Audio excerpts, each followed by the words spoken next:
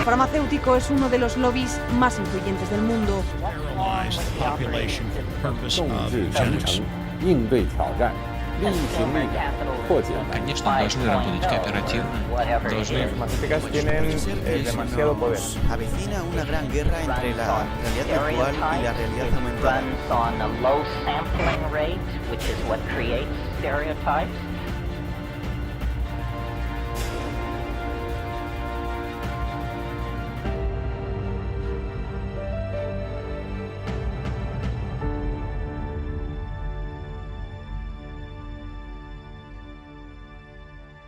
Hola, ¿cómo están? Bienvenidos a esta nueva edición de Humo y Espejos. Hoy vamos a tener un programón arrancando con la columna de Azul Selene. ¿Cómo estás, Azul? ¿Cómo estás, Marcelo? Cuéntenos de qué van a hablar el tema de hoy. Bueno, gracias Ivonne, y vamos entonces como hacemos habitualmente con la columna de Azul. Azul, ¿qué nos trajiste hoy para hablar? Hoy vamos a salir un poquito del feminismo y de página 12 por hoy. Por hoy, solo por hoy. Es que nos dan habitualmente mucho material realmente. Sí, y bueno, vamos a hablar del socialismo en Estados Unidos. Voy a sacar, tengo una nota de Sputnik que tiene el nombre ese, el socialismo seduce a Estados Unidos. Y porque me llamó la atención porque la nota en sí te tira más que nada datos, estadísticas, porcentajes, esas cosas. Entonces como que me parece interesante tirarlo porque no es algo que se suele hablar mucho acá. O sea, se habla del socialismo, pero hay otra visión del socialismo, que es la más... Bueno, a ver, explícanos, vamos a empezar por el principio. Explícanos qué es el socialismo para un norteamericano y te digo si es lo que nosotros creemos que es el socialismo. Hoy se ríen, por ejemplo, The Economist, otro diario de allá, se ríe del socialismo y le dice que lo único que quieren los socialistas modernos son educación financiada por el Estado, salud gratuita y luchar contra el cambio climático. Claro, es lo que yo creo que generosamente uno podía haber hablado de socialdemocracia. Claro. Pasa que la socialdemocracia se corrió tan hacia sectores, iba a decir derecha, pero como no nos gusta hablar mucho de derechas y izquierdas, porque creemos que no refleja, creo que la socialdemocracia se fue tanto para el lado liberal económico que hoy esto es socialismo y la socialdemocracia en realidad es conservadurismo y el conservadurismo económico termina siendo, ya es algo indescriptible. Bueno, hay una empresa que hace encuestas sobre opinión pública que se llama Gallup con doble L, señala que hay un 57%... Gallup. Hay 57% de los demócratas que miran bien al socialismo. Entonces te das cuenta ya para qué lado tira también, por lo que estabas hablando antes. Sí. Y lo que pasa es que este tipo de socialismo está creciendo. Cuando asumió Trump en el 2016 se hablaba de unos 6.500 simpatizantes nada más. Nada. Del socialismo, sí. Nada. Sí, o sea, sí. Y hoy, a final del 2018, ya se está hablando de 52.000. Sí. Ese crecimiento exponencial a que se debe. O sea, queda la duda. De todas formas sigue siendo, creo que totalmente marginal, ¿no? Sí. Pero empezó a hacer ruido en los medios y en las plataformas políticas. Ahora, por ejemplo, Bernie Sanders, su campaña iba del medio, se agarraba del socialismo cuando lo estaba presentando. O sea, como que le empezaron a mirar con cariño, ya de nuevo. Ahora se me está empezando a hacer la luz. Aparece Bernie Sanders, que es un personaje polémico, porque tiene posiciones que obviamente que uno las miraría con mucha simpatía, pero después uno también recuerda que votó la ley patriótica y estuvo a favor del bombardeo en Gaza en el 2014. Entonces, es como esa cosa que tienen de reciclar cosas para que parezcan algo que después no son. Claro, y esto justo cuando no están pudiendo horadar la base electoral de Trump. Claro, y seduce por el lado de que promete subir los impuestos a los ricos, que promete hacer recortes en el presupuesto del Pentágono para poder elevar el salario mínimo, para que el sistema educativo fuese gratuito. Estas son las cosas que él prometía. Que iba a intentar hacer en los institutos públicos y para crear un seguro médico general financiado por el Estado. Y ese tipo de socialismo, claro, sedujo mucho estadounidense. Claro, sí, es un socialismo, en el mejor de los casos, una especie de PSOE norteamericano, o sea, no va mucho más allá. Olvidémonos, nada que ver con lo que sería el socialismo real, porque acá no se cuestiona ni la tenencia de los medios de producción, ni siquiera vamos a políticas un poco, que podamos decir, de intervención profunda del Estado en la economía. Es eso, es como más lavado, más tranquilo, y por eso muchos sociólogos te hablan de que es la población que tiene 30 años para abajo, la socialista. Se habla de que casi la mitad, el 49,6% de los jóvenes estadounidenses querrían vivir en un Estado socialista. Y The Economist te dice que los sociólogos lo que teorizan es que no vivieron la Guerra Fría. Entonces, no lo tienen fresco y le entra por ese lado.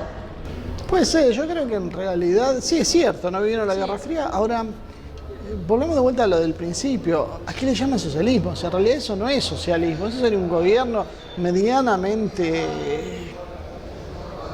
justo, y yo te estoy siendo generoso, o sea, no hay. ¿Y cuál es el papel que juegan esto las posiciones LGBT? Y otra cosa que se le suele asociar al socialismo es precisamente el simpatizar con mucho comunidad, de la comunidad LGBT, con gays, con transexuales, o sea, como que miran con mucho cariño eso. Lo que también contradice con el feminismo, porque por un lado se ríen de los liberales, los libtards, pero también por el otro tienen a los socialistas en las universidades estadounidenses que por un lado van a la marcha del orgullo y son parte de la comunidad que se les suele asociar con el liberalismo, y por el otro son socialistas y quieren un Estado socialista. Bueno, yo creo que lo que estamos viendo es como hay una... Porque después a nosotros nos critican mucho cuando hablamos en las redes sociales sobre el tema de la ingeniería social, porque parecería que es algo que hemos inventado nosotros, que es una fábula, que creemos en algo que no existe. Pero la verdad hay procesos, y acá lo estamos viendo uno como el agotamiento de un modelo globalista, financiero, ultraliberal, da paso a una versión un poquitito más suave, por lo menos en los enunciados, porque necesita también competir con Trump.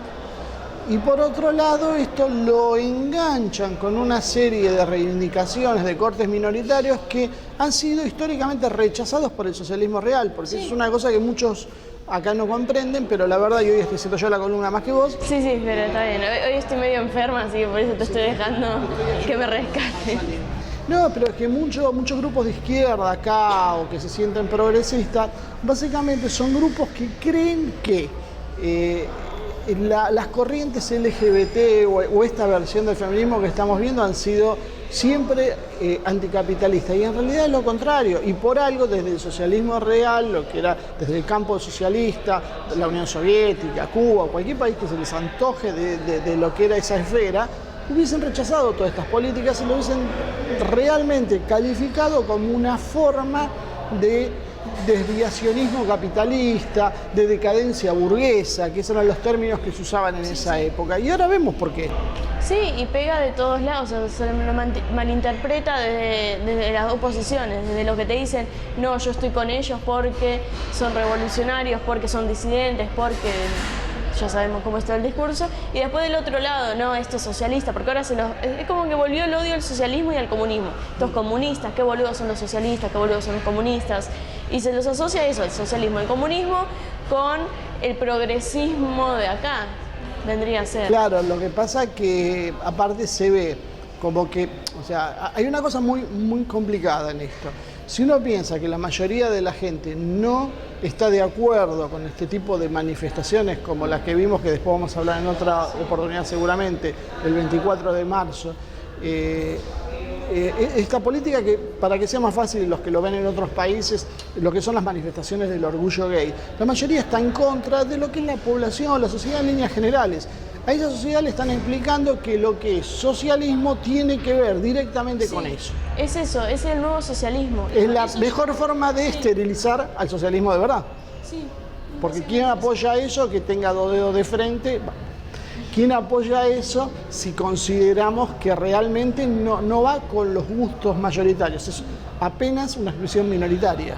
Y le es funcional, obviamente, a todos a tanto el libertario que están haciendo hoy, que se agarran de eso para pegarle al socialismo y para pegarle a cualquier otro tipo de modelo que no sea el capitalismo puro y duro. Ya, los libertarios, recordamos, son aquellos que van con una versión mucho más ultra que la que hoy estamos viendo gobernando en muchos países de América Latina. Son los neoliberales que se cambiaron la ropa y ahora son libertarios. Y que casualmente están en contra de las manifestaciones, sobre todo feministas. ¿Por qué? Porque las manifestaciones feministas... Porque ellos están completamente a favor de la libertad individual y el feminismo y la comunidad LGBT terminan, para no ser oprimidos, obligando al otro a cambiar sus conductas. Entonces, por eso el resentimiento contra estas comunidades, contra estos colectivos. Pero claro, los asocian con el socialismo, los asocian con el papá-estado, los asocian con todo lo que está mal económicamente para ellos. O sea que entonces tenemos un descrédito del socialismo por asociarlo con grupos minoritarios que no tienen la aceptación mayoritaria, y además de eso, como si no fuera poco, plantean un falso dilema donde discutimos la sexualidad de la gente y no discutimos los problemas económicos reales. O sea que es perfecto el círculo como cierra. Pero bueno, gracias por aguantarme hoy creo que con fiebre. Vale, se está justificando las pocas ganas. Vamos a ver si después es de fiebre o no. Así que bueno, entonces si terminamos hoy ya con esto, vamos Ivonne y seguimos con el programa. Muy bien. Esperamos todos sus comentarios en nuestras redes sociales después de esta columna difícil que no podamos debatir estos temas. Así que muchísimas gracias, chicos. Lo Azul, nos vemos la semana que viene. Y con Marcelo estaremos después del corte con un invitado que solo les adelanto eso, que hizo una denuncia en el juzgado. Que hizo una denuncia en el juzgado de Caleta Olivia contra el actual presidente de la Nación, Mauricio Macri, por traición a la patria, por el tema de Lara San Juan. Así que no se vayan, después del corte nos viene un programa más que interesante.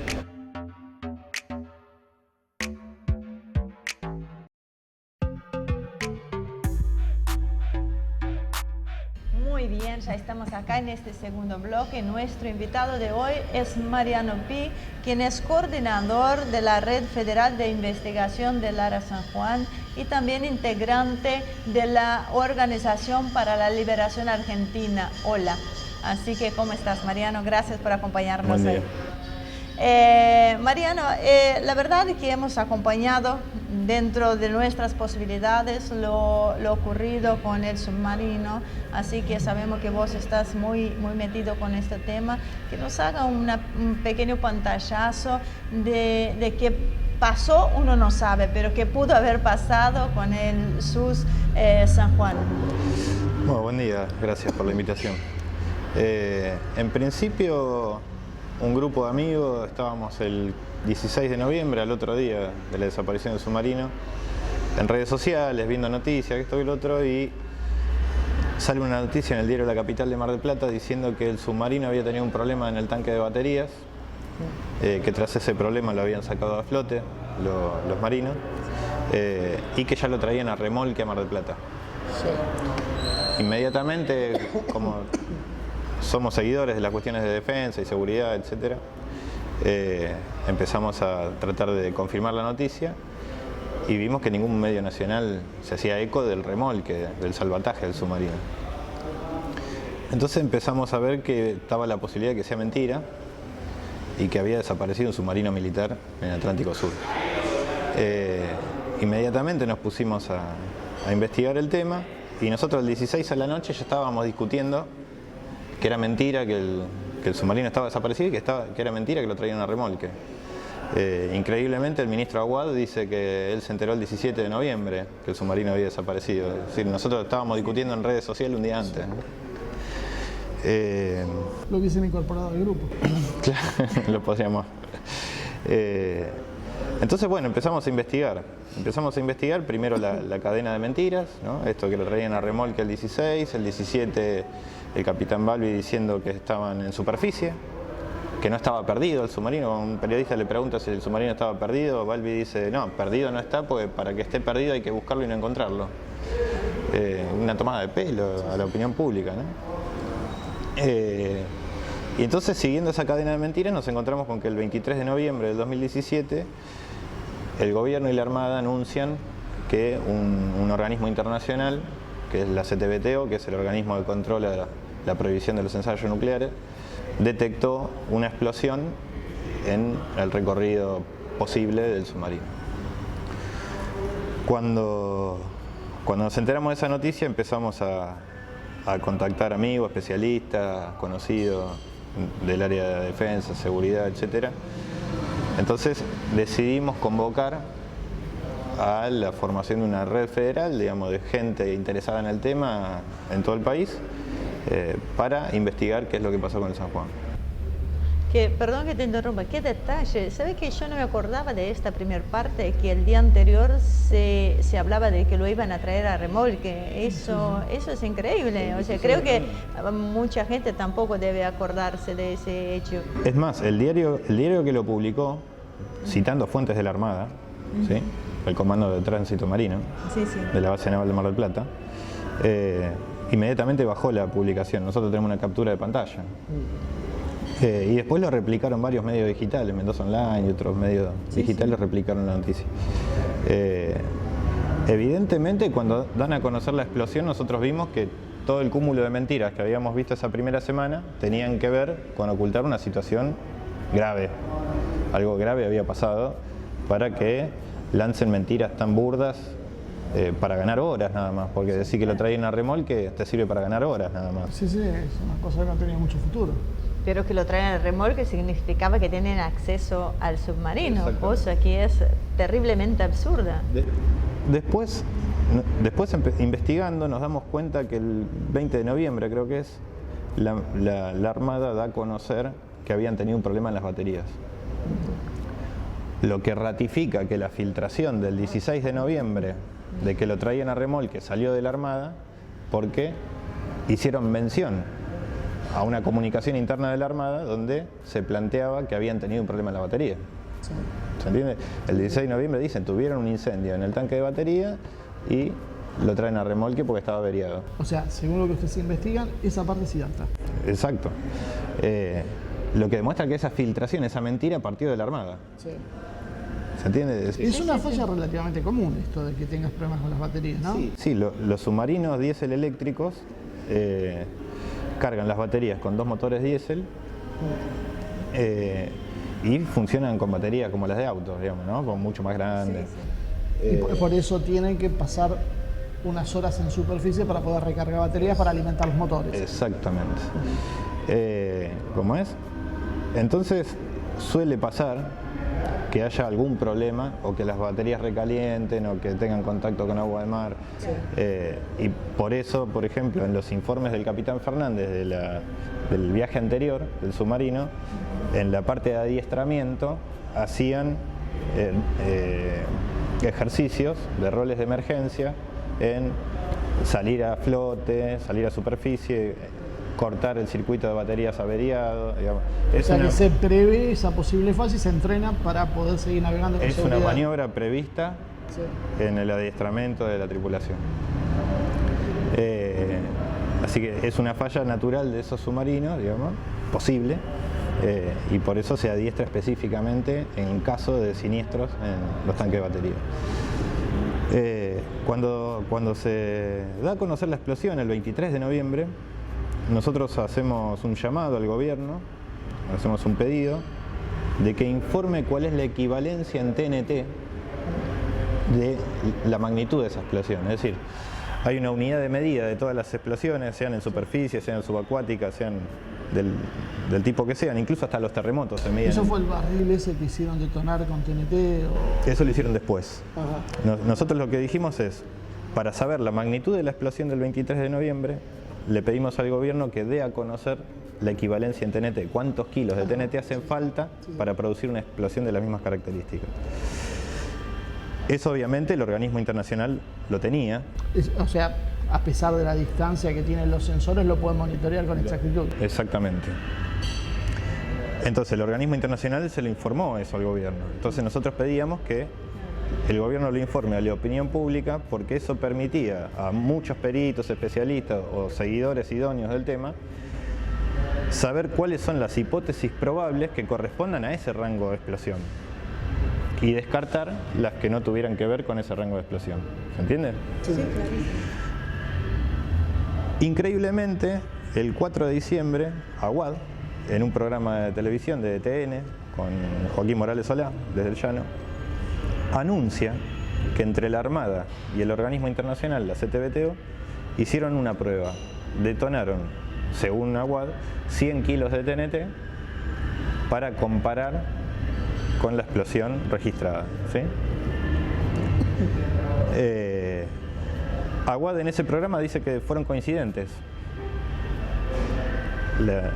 la magnitud de la detonación de 100 kilos de TNT con la explosión de San Juan. Nosotros, que el gobierno no nos decía cuánto había sido la equivalencia en TNT de la explosión del 15, la del submarino, cuando escuchamos eso de Aguad, redoblamos el pedido, incluso a través de los familiares le mandamos una carta a Mauricio Macri, que se entregó en mano, cuando estaba en Chapadmalal, donde se le exige que den a conocer la equivalencia en TNT de la explosión del 15 de noviembre correspondiente al submarino y los resultados de la comparación de la prueba realizada el 1 de diciembre entre la CTBTO y la Armada, detonando 100 kilos de TNT a 40 metros de profundidad. ¿Sí? Es decir, pedimos no solamente la información sobre la explosión del 15, sino sobre la comparación. Investigando, pedimos algunas precisiones. ¿Cómo es esto de que detonaron 100 kilos de TNT? ¿Qué agarraron? Con una pala tiraron, ¿se entiende? Desde un barco tiraron con una pala 100 kilos de TNT, era imposible. Entonces llegamos a la información de que la explosión no era de 100 kilos de TNT, sino de 108. Y empezamos a buscar equivalencias, ¿no? Sí. Y descubrimos que las cargas de profundidad, que son como torpedos, pero que no navegan, digamos, son como bombas, como granadas que se tiran, ¿no? Las cargas de profundidad MK54, que son las que usan los países vinculados a la OTAN, tiene un rendimiento explosivo de 107,9 kilos de TNT. Es decir, que evidentemente habían de... Una coincidencia llamativa. Sí, era de disponibilidad de la Armada Argentina. Entonces, hacen esa prueba, ¿no? El submarino, en sus últimas comunicaciones, anuncia que va a ir a 40 metros de profundidad. Entonces, esta prueba la realizan lanzando una carga de profundidad a 40 metros, que es el último plano informado por el submarino. El gobierno obviamente no da a conocer los resultados de la prueba, entonces redoblamos el pedido y empezamos a exigir que las legislaturas provinciales pidan al gobierno nacional la equivalencia en TNT de la explosión del 15 y de los informes de la comparación. Esto hasta que en marzo Marcos Peña da su informe en el Congreso, el informe 108, y ahí algunos diputados de la oposición que nosotros habíamos charlado para conformar la comisión bicameral que investigue la tragedia de Lara San Juan. Nosotros hicimos el proyecto de ley para crear la bicameral, con algunas modificaciones salió, pero fue el proyecto que impulsamos. Marcos Peña, al ser preguntado sobre la equivalencia en TNT y los resultados de la comparación con la bomba antisubmarina, dice que bueno, que él no tiene la equivalencia en TNT, porque los científicos argentinos todavía tenían que evaluar algunas variables más, pero entrega públicamente el informe provisorio de la CTBTO del 5 de diciembre, donde la CTBTO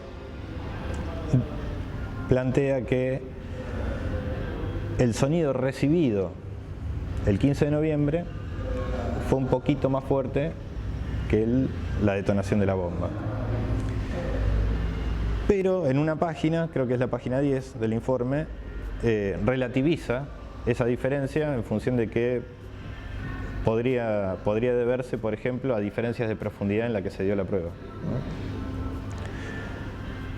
Ese era el informe provisorio. Después, a fin de diciembre del 2017, el organismo internacional entrega un informe definitivo que particularmente, justo como lo que pasa con las fotos, son los únicos dos hechos que aparecen, las únicas dos pruebas que aparecen secretas en todo el expediente.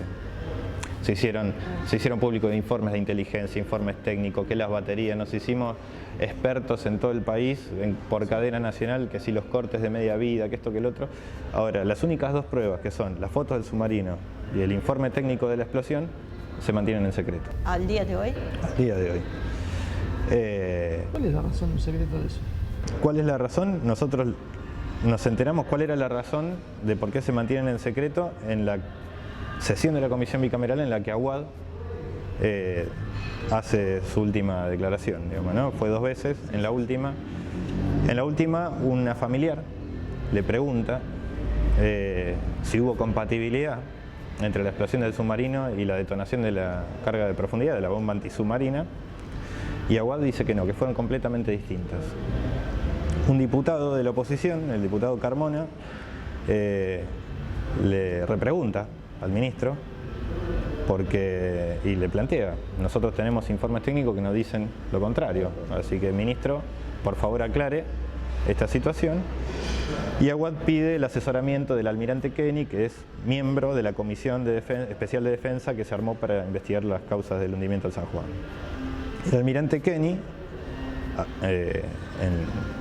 bajo juramento y ante el Congreso de la Nación, dijo que el organismo internacional determinó que hubo compatibilidad entre el hundimiento, entre la explosión del San Juan y la detonación de una bomba antisubmarina, pero que expertos argentinos, después de mucho trabajo, definieron que fue una implosión por accidente. ¿Sí? A ver, lo que estamos diciendo es que, confirmado por el gobierno, ante el Congreso, la explosión del Ara San Juan fue compatible a la detonación de una carga de profundidad a 40 metros y que fue el gobierno el que definió que era un accidente, ¿sí? Hacer oído sordo al informe internacional y establecer su propia hipótesis.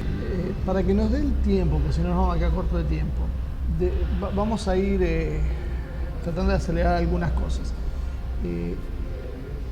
Decime, ¿por qué pensás que pudo haber sido una carga nuclear? Porque hemos hablado fuera de cámara y vos me comentabas que hubo maniobras militares y una serie de cuestiones sobre helicópteros que estaban operando en la zona de una compañía civil. Explícame bien cómo es ese tema y explícame también qué es lo que pasa con la teoría oficial de la implosión. Bien.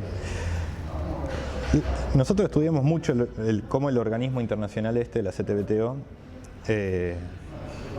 estudia e investiga los fenómenos de explosiones subacuáticas en el mundo.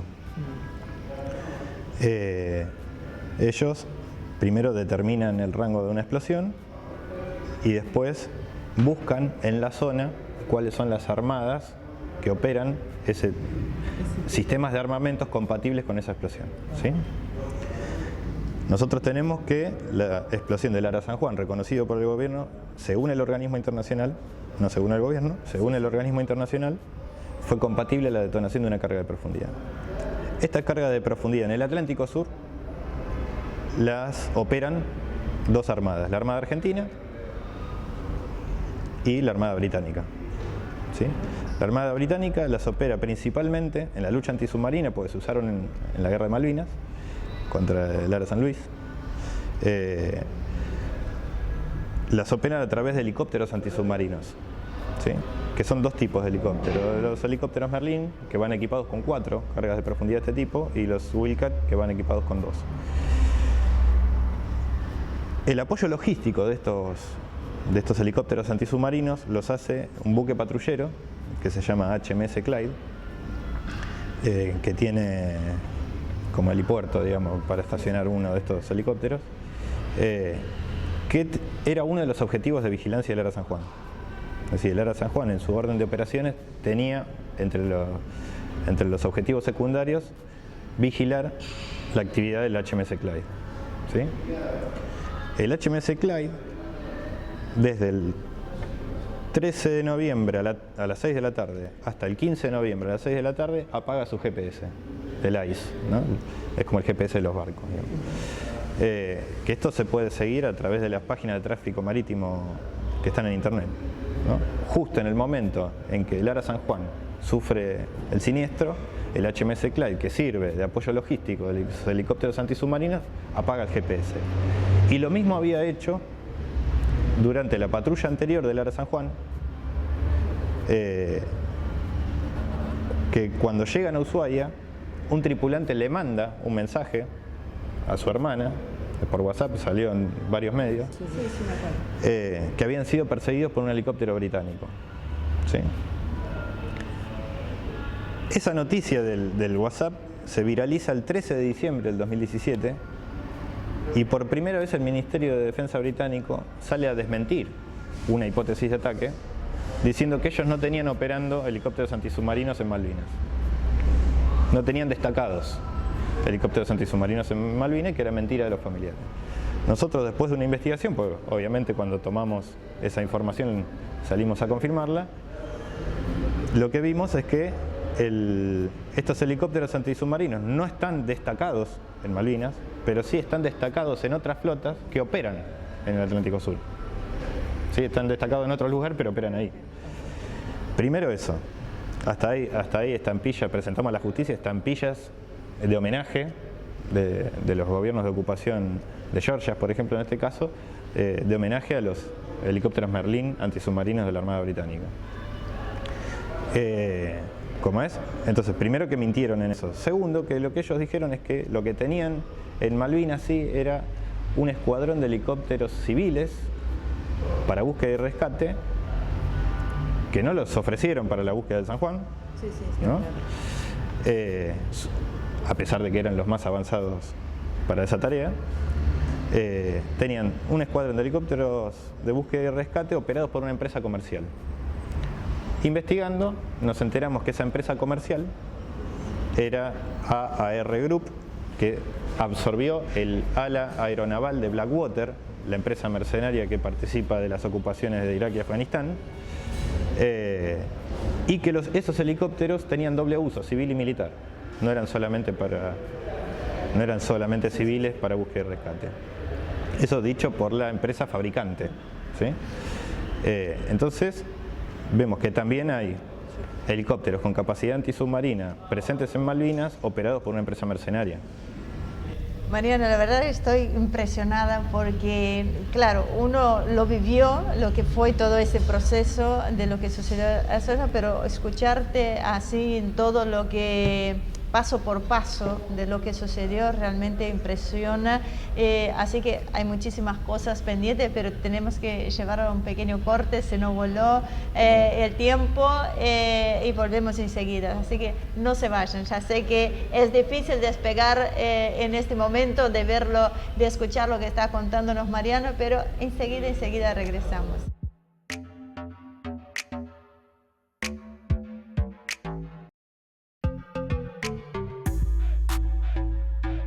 Muy bien, ya estamos acá de regreso en este segundo bloque con ese tema que indudablemente a todos nos preocupa y nos gusta saber más, que es lo que ha sucedido con el SU San Juan.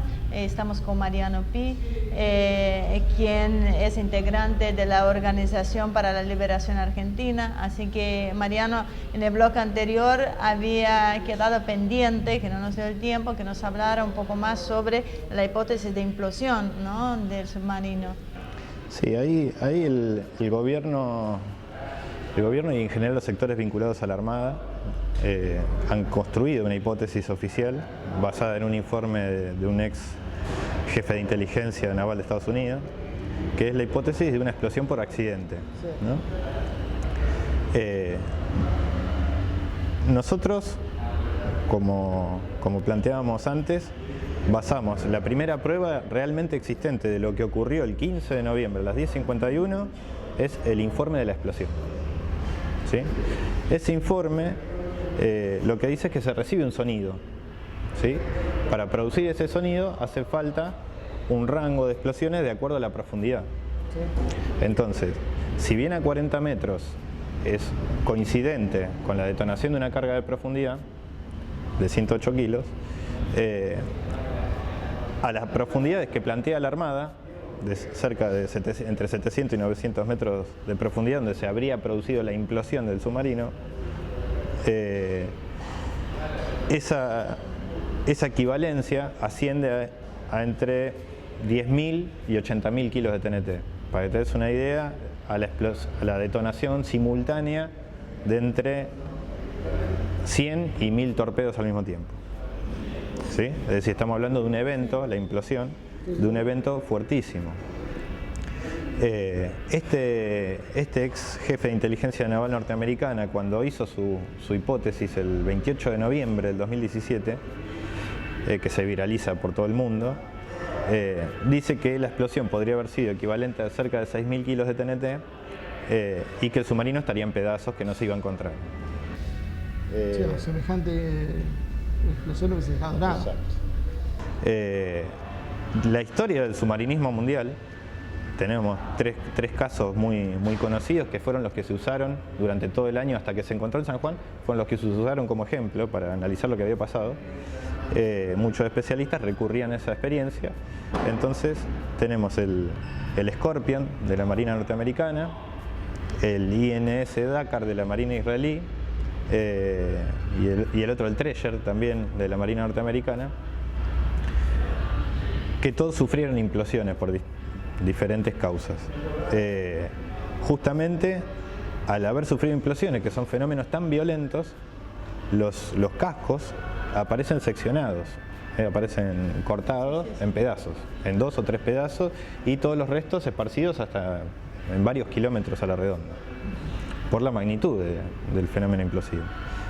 En el caso de San Juan, si nos atenemos al informe oficial de la Armada, hecho por los peritos que estaban a bordo del buque que encontró el submarino, ¿sí?, que fue hecho público por el capitán Atis en la base Mar del Plata y por Balbi y Aguad en conferencia de prensa cuando se encontró el submarino, ellos dicen que si bien está colapsado, según ellos por una implosión, el casco estaría completo y deformado, ¿sí?, con daño estructural, pero estaría completo y sin rajaduras de magnitud.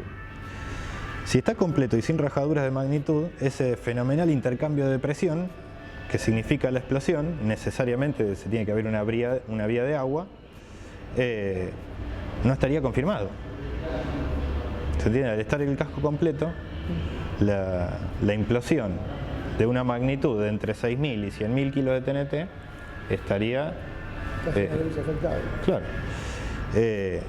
¿Cuál es la única explicación que le encontramos nosotros, que es coincidente con nuestra hipótesis? ¿Cuál es la única explicación que le encontramos a ese hallazgo, al estado del hallazgo del submarino? El submarino recibe el ataque con cargas de profundidad a 40 metros, que genera una avería. Entre otras cosas, está estudiado también, las cargas de profundidad generan blackout, que es un apagón, los deja sin propulsión. Depende de dónde estalle la carga de profundidad, puede dejar agujeros o no. Puede abrir. Si no necesariamente es lo que se cree que va a abrir una, claro, no es una un brecha, torpedo que ¿no? hace un agujero, porque no explota a contacto, sino que explota a proximidad, ¿no? Se tira como una granada, digamos.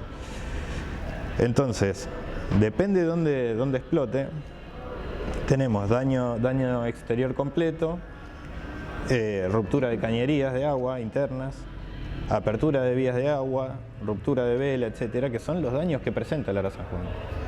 Entonces, si sufren un blackout, un apagón, con pérdida de plano, digamos que se hunde, con inundación progresiva, ¿sí?, a medida que va hundiéndose y llegando al límite de la profundidad de diseño, el submarino se va contorsionando, ¿se entiende? Va sufriendo progresivamente un fenómeno implosivo, ¿se entiende? Sí, sí. Pero no implosiona en un evento. Sí.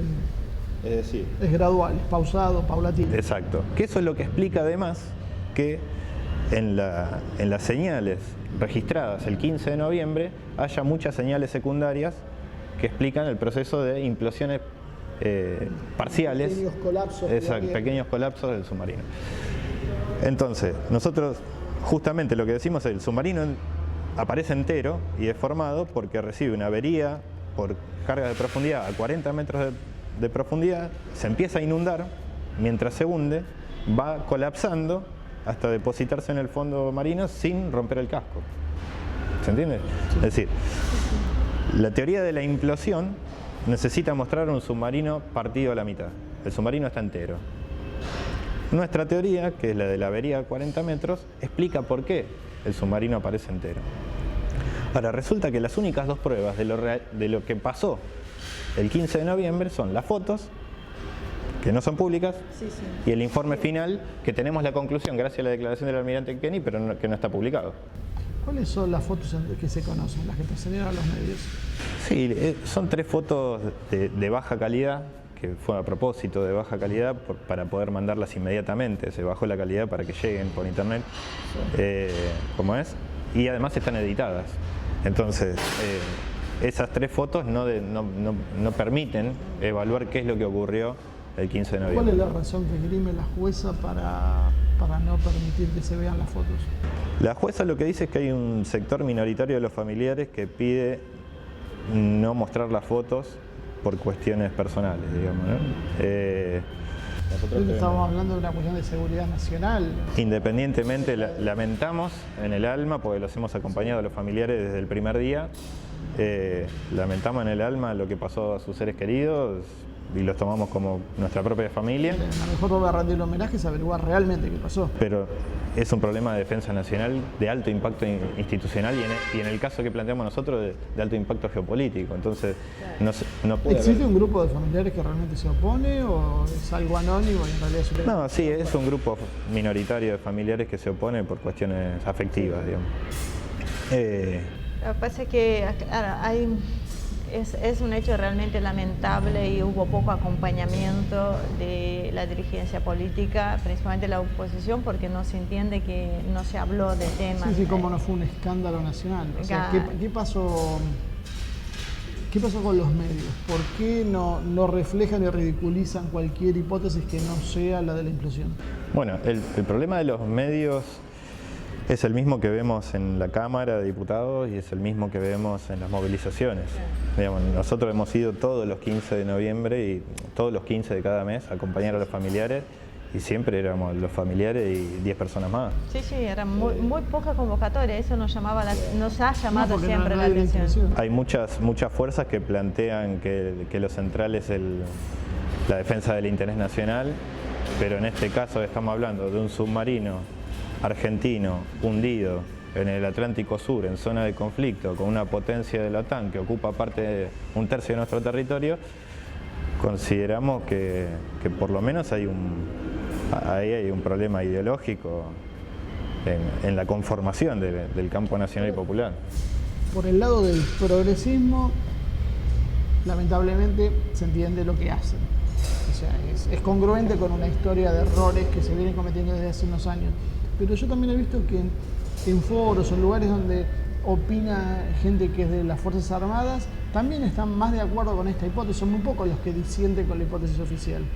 Sí, en privado hay algunos oficiales de la Armada que nos han dicho que acordaban con nuestra hipótesis y que incluso se podría haber dado en el marco de un ejercicio combinado de Chile y Gran Bretaña, que el submarino haya... Nosotros eso no lo tenemos confirmado, entonces no lo podemos plantear como hipótesis. Nosotros lo que sí tenemos es que la explosión del submarino fue compatible con una detonación de una bomba antisubmarina que equipa los helicópteros británicos que habían perseguido al San Juan una semana antes. ¿No? Para que se entienda un poco el contexto, ¿no? Porque la gente a veces no termina de entender, o sea, sí. ¿Qué importancia tenía como arma estratégica el San Juan? Y el San Juan en ese momento tenía entre sus principales misiones hacer inteligencia sobre pesca ilegal, ¿no? Sobre la depredación del mar argentino. Lo cual no es muy lógico que un submarino se use para eso. No es lógico que pero en el marco de unas Fuerzas Armadas que no desarrollan hipótesis de conflicto, la única misión que puede llegar a cumplir es esa, ¿no? Un submarino para perseguir pesqueros es... Cuando tenemos Fuerzas Armadas que funcionan de sociedades de fomento, claro. Un submarino puede cumplir esas tareas, ¿no? Y después, como actividad complementaria, justamente, tenían la vigilancia sobre objetivos británicos. Este submarino era la única la única arma argentina.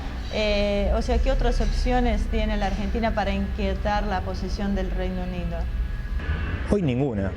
Hoy ninguna. De hecho, hay permanentes incidentes que no son reportados. Digamos, yo tengo gente conocida que participa de misiones científicas, del INIDEP, etcétera, que se embarcan en el Angelescu, en estos barcos que han participado de la búsqueda de San Juan y que o son abordados o sobrevolados o interceptados por naves británicas. Digamos, no es algo, digamos, ya está en los informes de inteligencia de las campañas, de las distintas campañas de la de San Juan, que habían tenido contacto con submarinos nucleares británicos. Digamos, hay contacto permanente en la zona, digamos. Es una zona de conflicto. Podríamos decir que era la única forma que mínimamente podía llegar a molestar a Argentina, era a partir de ese submarino. Fuera de eso no hay nada. Y no, es que no teniendo fuerza aérea, por ejemplo, no tenemos forma de desarrollar una hipótesis de conflicto hacia el Reino Unido. Igual este tema es muy importante. El submarino San Juan, si yo no me equivoco, había grabado los perfiles acústicos del submarino nuclear británico, sí. Lo cual no creo que les haga mucha gracia también. Sí, no, gracias seguro que no, pero además, digamos, evidentemente hay una política de los británicos de ir al encuentro de las naves argentinas que se acercan a la zona de exclusión, digamos, ¿no? No me acuerdo si este submarino o este modelo de submarino en un ejercicio naval había logrado penetrar las defensas. Sí, hubo un ejercicio conjunto en Estados Unidos con la Marina norteamericana, donde el Ara San Juan tenía como misión participar de la invasión, digamos, ¿no?, de un desembarco, y el Ara San Juan penetra las defensas de la Armada norteamericana y hunde, digamos, ¿no?, en términos de juego de guerra, hunde el portaaviones principal. Lo cual yo creo que seguramente dejarlo fuera de juego sería algo conveniente. Ahora, ¿vos pensás que esto pudo haber sido un accidente, en un ejercicio ilegal, una acción premeditada? Nosotros, eso ya es en el campo de las especulaciones. Lo que queremos dejar en claro es que estas dos pruebas, el estado del submarino y la compatibilidad con la detonación de una bomba antisubmarina, son pruebas. Son pruebas, ¿sí? Son las únicas dos pruebas de lo que ocurrió el 15 de noviembre. Después todo lo demás son conjeturas. Nosotros podemos decir que puede haber sido parte de una acción deliberada de los británicos de anularnos el único arma que tenía algún nivel de importancia en la confrontación con ellos, o que puede haber sido un intento de advertencia que le salió mal. Que salió mal. Ahora, independientemente de una u otra, lo que tenemos es que se hundió un submarino argentino en aguas del Atlántico Sur, y en el marco en que Gran Bretaña, un par de meses antes, había inaugurado el funcionamiento de un escudo antimisiles de corto y mediano alcance con tecnología israelí en Malvinas, cuya única hipótesis de conflicto posible es la Argentina. ¿Sí? Es decir, por el rango limitado de la capacidad del escudo antimisiles, no puede ser para la intercepción de misiles intercontinentales de Rusia, China, etc. ¿Sí? Es decir, los tipos 2 meses antes, más o menos, anuncian. ¿Cuál sería el sentido ante una Argentina que está en defensa? Y te hago una pregunta más, aprovechando esta inercia y que nombraste a Rusia. Cuando sucede la desaparición y que los países empiezan a enviar ayuda, Rusia fue uno de los que primero ofreció para ayudar. Recuerdo que en su momento reclamaban que no se les permitía buscar en la zona que ellos querían, y que aparentemente esta misma foto fue la que los rusos habían pasado a un principio. O sea, que ahí es donde se pregunta, ¿qué esconde este gobierno y por qué la oposición se mantuvo tan callada? Hubo una versión que dice que la Armada rechazó esa imagen diciendo que era un pesquero. Sí, nosotros no tenemos confirmado que Rusia haya encontrado el San Juan, y que sí, tenemos la misma versión de ustedes.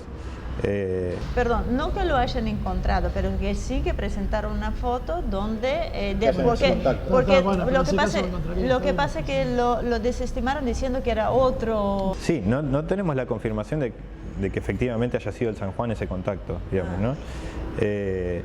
Lo que Lo que tenemos para decir sobre la participación rusa es que Rusia no puede comprometerse a defender una verdad que la Argentina no defiende. ¿No? Es decir, la Argentina tiene un conflicto geopolítico de importancia, tiene una ocupación militar de la OTAN de una parte de su territorio, y el gobierno y el Parlamento no investigaron la línea de un posible siniestro por un ataque. Entonces, si la Argentina no cumple una función de investigar a la OTAN, es más, la búsqueda y rescate del submarino, la búsqueda SAR del submarino, estuvo a cargo de un comando, esto lo dijo el capitán Villamí, jefe del comando del submarino, la búsqueda SAR estuvo a cargo de un comando conjunto de Estados Unidos y Gran Bretaña. Y la Argentina se ocupaba de hacer el seguimiento de los planes de búsqueda que los británicos hacían. Entonces, no le podemos exigir a Rusia que cumpla el rol que no cumplen los argentinos. Sí, pero es el mismo problema que tenemos en todos los planos, no solo en el militar. O sea, pedimos que los demás hagan lo que hacemos nosotros. Exacto. Y esto tiene que ver con algo que por ahí charlábamos hace un rato. La Argentina, si no construye un poder nacional independiente, no hay alianza con China, Rusia, con nadie que valga. ¿Sí? Es decir, si nosotros somos unos cipayos que no construimos capacidades autónomas en defensa, seguridad, producción, trabajo, etcétera, no podemos pedir que las demás potencias hagan el trabajo en nuestro país que nosotros no hacemos. Nos quedan 2 minutos.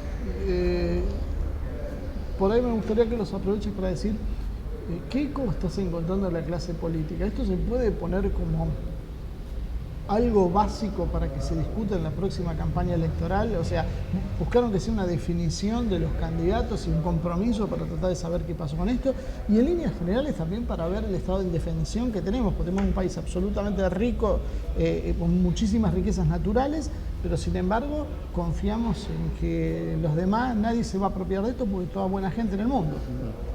Sí, en realidad yo soy bastante pesimista con respecto al rol de la clase política. Y en esto meto oficialismo, oposición, izquierda, todo el mundo, porque lo vivimos en la creación de la bicameral del Ara San Juan. Nosotros fuimos a ver a varios diputados para que se presente el proyecto de investigación antes de que tome tanto estado público, y hubo diputados que ni se movieron, aún siendo de la oposición. Y los diputados que conforman la bicameral realmente había pasado un año y no habían analizado las únicas 2 pruebas que teníamos disponibles. ¿Piensa que es por desinterés, por ignorancia o simplemente porque están al servicio de otras fuerzas? Y en el caso de Nilda Garré, por ejemplo, que tiene una actitud agresivamente cipaya, de ocultamiento, encubrimiento y construcción de hipótesis falaces en la comisión bicameral, que es diputada de la oposición, fue ministra de Defensa durante un tiempo, durante las gestiones del kirchnerismo, donde yo imagino que debe pesar en alguna medida sus relaciones con la OTAN, ¿no? Porque digo, la Armada Argentina seguía formando sus cuadros en la 4ª Flota Norteamericana, digamos, hay una serie de compromisos, tanto en el Atlántico Sur como con las armadas de la OTAN y con las Fuerzas Armadas de la OTAN en general, de todas las fuerzas políticas del país. Entonces, cuando nosotros decimos que bueno, los medios no nos dieron eco respecto a las pruebas concretas que tenemos del hundimiento del San Juan.